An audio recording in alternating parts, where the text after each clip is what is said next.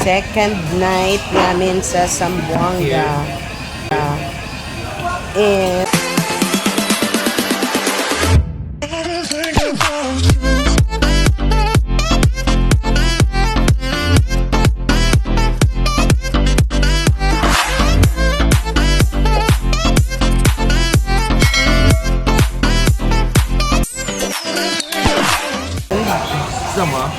dito ulit kami magdi-dinner sa Barcode.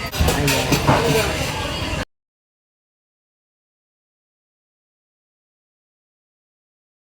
Gusto namin dito sa Barcode kasi masarap ang kanilang pagkain. Ayan. Ito sinigang na blue marlin, mixed seafood, tapos meron pa kami in order na bihon gisado. All time flavors.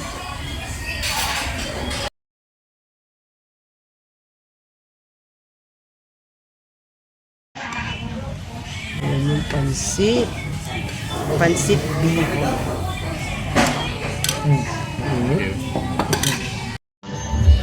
Medyo tahimik ang paseo ngayon dito sa Zamboanga. And paalis kami na sa Barcode. Punta na naman kaming yung pinuntahan namin kagabi.